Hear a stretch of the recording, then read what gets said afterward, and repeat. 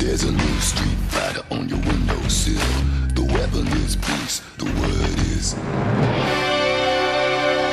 chill. Hello there, gang, and welcome to another episode of Displaying Model Behaviour, the Earth's mightiest action figure video podcast. So take off your pants, crack a beer, and let's talk toys. Let's talk about the only news you need to know about. It's good news, and we have got a lot of it. So let's not stand on ceremony, Mr. Wayne.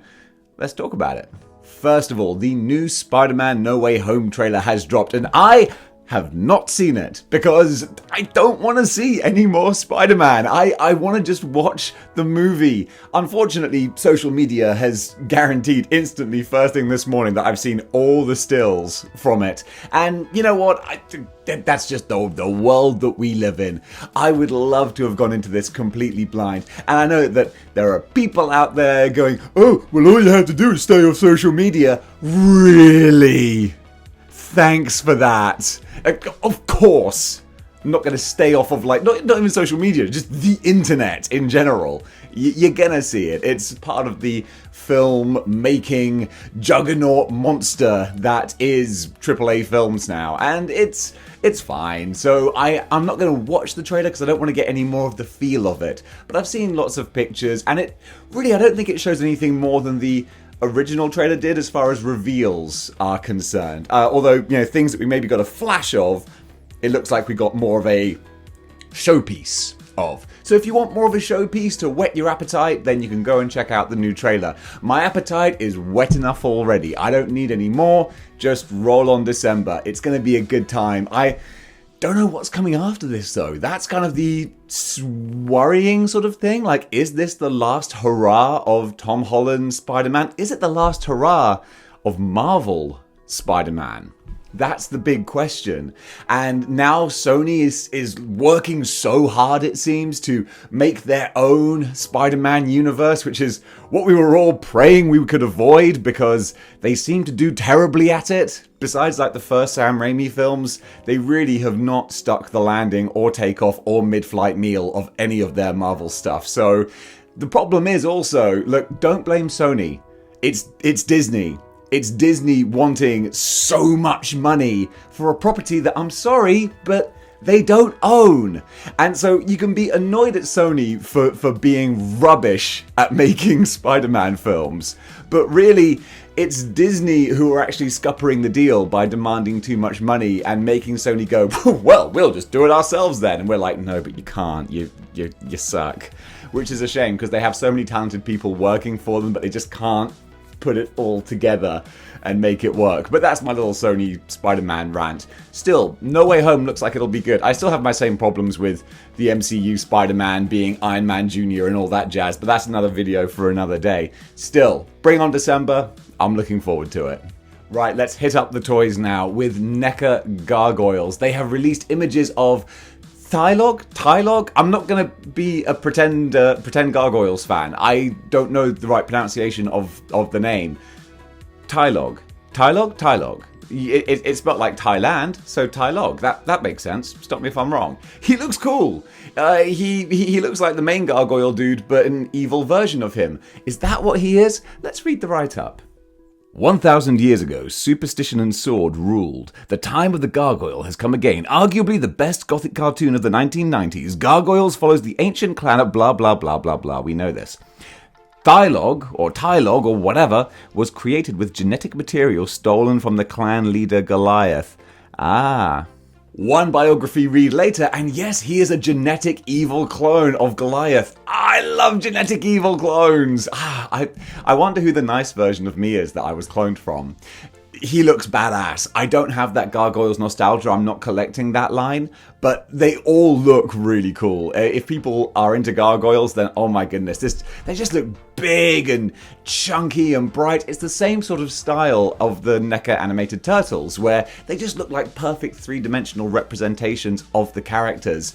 It's kind of a shame that I still, I had that NECA trepidation of not wanting to say, go out and buy it, because it's, they're a little fragile, a little bit cautious you have to be when you're playing around with these things, but they do look really good. So as long as you treat it with kid gloves, it'll probably take good care of you, if you take good care of it. It's a good lesson for life in general. But yeah, Thylaug, whatever you want to call him, you can call him a badass looking figure who could be on your shelf around about February next year. Speaking of Ninja Turtles, Super 7 have announced the Turtles Party Wagon, and wow, this is a big one. Okay, so the Super 7 Turtles are bigger than your 6-inch scale type ones. So the Super 7 are bigger, therefore the Party Wagon is bigger, therefore the price tag is bigger. $450. Whew. It's a lot of money. I'm not saying it's not worth it. I'm not saying it is worth it. It's worth whatever you want to pay for it. And if you're a massive Turtles fan, if you love the Super 7 line, then, I mean, this is a showpiece, centerpiece item. Again, for me, like, not my cup of tea. Honestly, like, just in the pictures, and this is just pictures, looks a little bit plasticky for $450. I mean, like the HasLab Sentinel, for example, it's got a nice kind of metallic sheen. Even though they might be made of the same material, it looks sort of nicer. And this is just based off of concept images. That's not fair. So that's not me like putting my foot. Don't know why I'm like putting my foot in the ground with my hand. Putting my foot in the ground that's not even an expression, but still, I'm not dying on some hill saying like, this doesn't look good. It's just the initial mock-ups. I'm like, okay, I'm not blown away by it. But hey, I'm sure that we will see more as time goes by. It's going to be released around about the fall of next year, so there's plenty of time to get the hype train going, get people excited, and get some more pictures out there. But certainly, the NECA Super 7 figures, they're about $50 a piece anyway. So if you're getting a party wagon, which is, I don't know, probably about like this big or so, then you can kind of see where the money's gone. Because also just everything is super expensive these days, so it kind of makes sense. But yeah, if you're into Turtles, if you're into Super 7, then this one's definitely for you. Icon Heroes are tackling the Karate Kid with their Daniel LaRusso tournament-winning champion figure, and I kind of love this. I grew up on the Karate Kid, child of the 80s, and now you've got Daniel LaRusso and you can pose him on his shelf with his karate trophy and is like, yeah, hey, Mr. Miyagi, I did it. That's kind of fun. Watching Karate Kid is a kind of a guilty pleasure. It's not really a guilty pleasure. It is a good movie, even though Daniel LaRusso, like, he's not that great of a protagonist. That's why I love Cobra Kai, because Cobra Kai kind of shines a light on these things that we didn't sort of see as kids, where we're like, yeah, Daniel was kind of a dick, actually. But this was him at his successful, pure white meat babyface best, lifting the trophy. He's got different heads, and also he's available to order right now. So if you love your Karate Kid, then go out and get him. Gentle Giant Studio are excellent, I don't know where that sentence was going, but they're excellent at making lifelike statues and busts and whatnot. And they've got a couple of real doozies coming out for Star Wars fans of very different Star Wars generations. They've got a Lando Calrissian and an Ahsoka Tano. Boy, I'm showing my ignorance with some of these. I know the character. I know her from Clone Wars. I know her from Mandalorian. And played by Rosario Dawson. I gotta love Rosario Dawson. And this statue, I'm looking at it now. It looks like Rosario Dawson, under all the makeup, of course. Really, really excellent. And then, of course, you've got Billy D. Williams there as Lando Calrissian. And again, the likeness, fantastic. You can almost hear him in your mind being like, hey, Chewbacca, ever thought about growing a mustache? It's just, I actually always thought that, like, was it Jedi or Empire Strikes Back? It does kind of look like Chewie has kind of a moustache, the way, like a Fu Manchu, Hulk Hogan kind of moustache, the way that his fur kind of sits and is coloured. I don't know, maybe it's just me. Or maybe now you'll watch it and you won't be able to unsee Chewbacca's moustache. Let me know if I've ruined Star Wars for you. I don't have any information on prices, but apparently these will be available around about April of 2022. Hey, do you have a spare $700 to spend? Well, if you do, why not go out and get yourself the King of the Monsters, Godzilla from Prime Studios. Is it Prime 1? Prime 1 Studio. Oh my goodness, this thing looks very, very impressive. It's a statue, so of course nothing articulation-wise, but just as a stunning piece. I mean, I don't even know who I'm talking to here. Who is this person that I'm talking to that's going, yeah, $700? that'll look nice on the coffee table. Is there anyone watching these videos who's like, yeah, that seems good to me? I mean, again, I'm sure you're getting your money's worth. I'm sure it's worth every penny, but it's just like, I ain't got $700, but I'm sure a lot of people do because they make these things. It's just another world, isn't it? It's amazing. One day, maybe one day, but still, this looks beautiful. I'm not a fan of the legendary MonsterVerse films. I liked the first one, even though it was slow in places, and then it just became a CGI PlayStation cutscene, and I was like, kind of not caring anymore. Although King Kong Skull Island was good though. They had a nice level of humor, some nice character moments. I dug that, but Godzilla vs Kong, oh god, I got bored. I checked out, before the third act started. But either way, the design was very cool. I think Godzilla has never looked more badass. So if you want an amazing representation of that badass Godzilla, then this is exactly where you need to go. As long as you bring $700 with you. Now this is the one that really, really caught my eye over the last couple of days, and it's a shame that I wish it was 1/12. I don't want to be that guy, but when I saw it, I was like, oh my goodness, please be 1/12. And then it's not, it's 1/6, so it's like Hot Toys scale, but oh, if they did 1/12, it would be amazing. Should I actually tell you what it is rather than just rambling? Yeah, let me read it out properly so I actually get the name right. Underverse World War Robot Tracker Nom Hinkon. Those are a lot of words. Don't know what most of them mean. I think this is from an art book. If you want more information about kind of the backstory of this or where it comes from, then go over to toyark.com. This is where I get most of this information from. This isn't me hiding outside, Gentle Giant factory studios and making notes as I peer over the window. No, I'm just looking at the articles, but I'm talking about what, excites me and gets the blood pumping. That's why it's good news.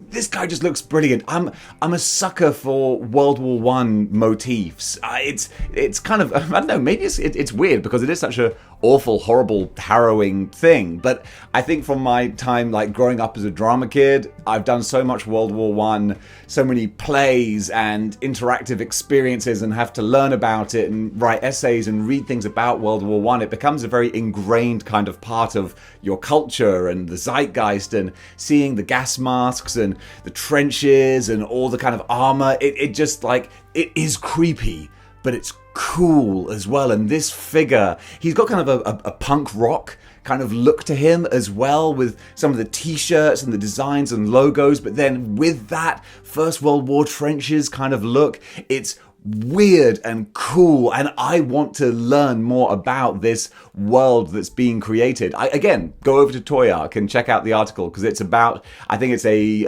art book with histories and stories of these different characters, stories and concepts. I think it's a humans versus robots type war, which instantly I'm on board for. Humans versus robots, yes, let's smash those oil guzzling machines.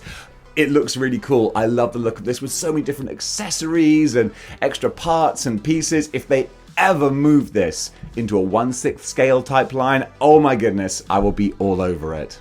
Fresh Monkey Fiction, Naughty or Nice. This is Christmas themed, and it's being sold through Big Bad Toy Store as like a sort of a corporate tie-in type thing. Like that's the only place you can get it, and it's sort of, synergy, brand stuff. Makes sense. Either way, this is Christmas themed, and I love Christmas. I might get a range of Model Behaviour Christmas t-shirts made, even if it's just for me, because I'm a big sucker for the holidays. And I love kind of subverting these things as well. And that's what they've done with their Naughty or Nice Christmas figures. I remember Todd McFarlane in the late 90s, or maybe early 2000s, did like a Twisted Christmas type set of figures, which was gross and destroyed the Christmas iconography, but was also really fun. And this is similar. So far they've revealed an evil looking elf, we've got a nutcracker soldier who looks very sinister, and then we've got like a Terminator looking Santa Claus. And these have all been designed and sculpted by folks with backgrounds in Marvel Legends and other major toy lines, so you know that the quality and style of the sculpting is going to be there. And I'm just intrigued to see what else we get released from this line. I probably won't buy them because again, it's just more space. That's all it is. Not enough shelf space. But still, if you want something Christmas themed, these look like a lot of fun. Rancor HasLab update. Yes, we've got some new tier announcements. So for tier 2 now, we have some accessories and diorama, and this is interesting. It's always nice when they play around with what to expect for different tiers. So now we've got a whole bunch of bones. Just like in Monty Python, it's like, oh, look at all the bones. They look really cool as a diorama piece. That's awesome. And then there's like a cardboard background diorama set, which it's a thing, you know, it's a thing, but it's nothing that I think is like super exciting. Again, we don't know what exactly it's going to look like. I don't have it in hand. I will never have it in hand unless someone comes over to my house and is like, hey Dave, hold this. But it's another thing. People are like, oh, we're spending all that money and we're only getting some cardboard. Thanks, Hasbro. But hey, look, plastic is expensive. You know, we don't know what the other tiers are going to be like. And again, some of the Galactus tiers were better and worse and in between. I mean, eventually we got a Doom head. What are we going to do with that? So still, it's another bit of information, and we like information. It's juicy, it gives us something to talk about, still qualifies as good news. Randomly going over to TV now, because it's good news for me. Netflix have just dropped the new series of Big Mouth. I absolutely love Big Mouth. Not really sort of tied into comic books and video games and movies and whatnot, but I just wanted to say Big Mouth is awesome, and there's a new series of it on Netflix, so go fill your boots with that.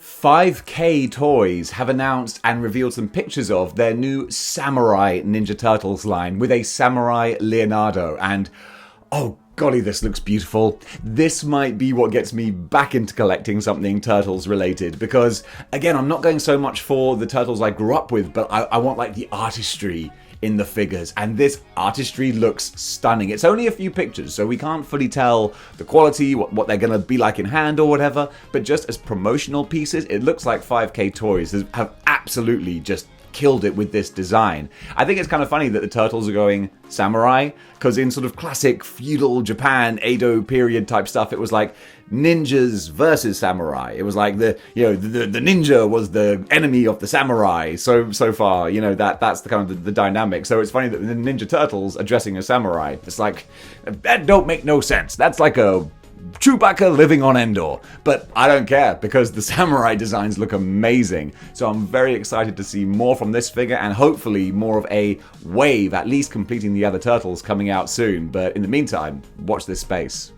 Over on video games, I've been playing Metroid Dread at the moment, and this is my first Metroid game ever. I've never really played Metroid before, but I do love a good corner scratcher type game, a good dungeon crawler, Castlevania, what's the name? Castle, it's a compound word. Like exploring Castlevania, what's the other? Metroidvania! I was talking about Metroid. Jeez Louise, no wonder I couldn't get it. I love Metroidvania corner scratchers, and this is exactly what that is. It's tense. When you're getting chased around by those robot things and you're trying to avoid them, whew, that kind of gets the heckles up a little bit, but it's a fun experience so far. There's not as much variety in the landscapes as I would like. I'd like it to be a bit more interesting. So far it's all a bit grey, but hopefully that'll get a bit more vibrant.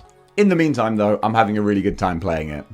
And guys, that does it for good news for this week, day, whenever. Until tomorrow, probably, the amount that this stuff all comes out. So if you like what you see here and you want to see more, then join the 6-1 clicks by clicking the like, share, and subscribe buttons. And if you want to go one step beyond in supporting the channel, you can do by going over to patreon.com/displaying model behavior. Throw a few shekels my way. There's a whole bunch of videos on there. Most recently, we've been discussing, Mezco Daredevil. There's a review up there of that little fella. We've been talking about the Legends Legacy reviews, all kinds of good stuff on there. And if you like this very handsome garment that I'm covering up my body with, you can get one of your own over at teespring.com with the link right underneath this video. Here, just click that, get one in time for Christmas. Guys, thank you so much for watching, and until next time, keep displaying model behavior. Chill. Yeah.